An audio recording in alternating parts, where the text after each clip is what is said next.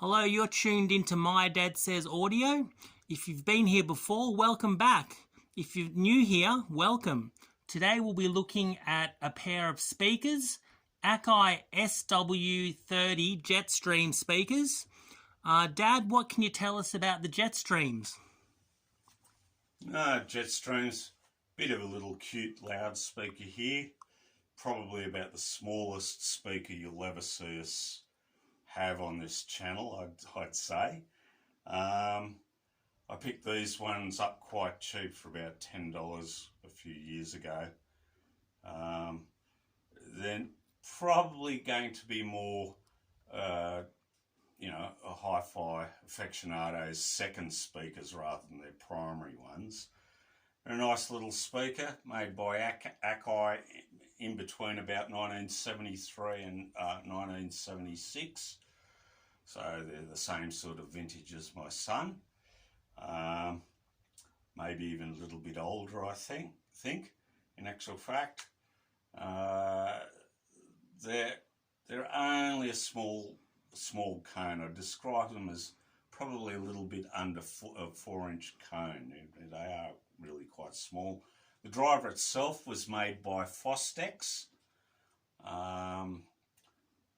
I think it's, and it's notable that the driver actually does have an Alnico magnet on them. They're 10 watt power rating, an 8 ohm nice easy load. They've got a very nice mid band is what I'd say. You're not going to make any ears bleed with this model. They claim a frequency response of 50 Hertz to 17,000 kilohertz, or 17,000 kilohertz. They claim 95 dB, but I looked at the specs and went, oh, hang on a second. That's measured at half a metre, not a metre. So I would suggest they're around about 89 dB efficiency. They'd work quite well with a decent little digital amp as a near field monitoring type situation where you're sitting quite close, almost like a set of headphones, or alternatively a nice little valve amp like the little Ulu that we reviewed on this channel.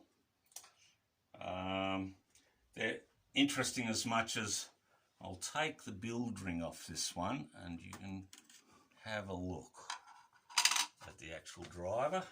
That's the actual driver. It's a nice little Fostex. You'll notice that it's got a vented pole piece through the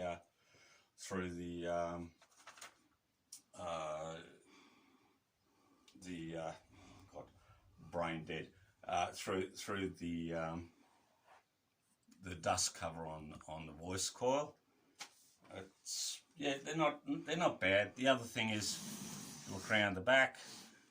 They're vented through the back. It's captive cable, which is probably one of the few weak points. They're designed to work on a bookshelf and get a bit of loading off the rear wall. And they've got quite a nice mid-band. They're better than they sound better than you'd actually expect. The other thing is they're made of plywood, and I initially thought that the finish was vinyl, but no, it's actually veneer. I'm quite surprised. Anyway, they're a cute little loudspeaker. My son's hankering for a pair.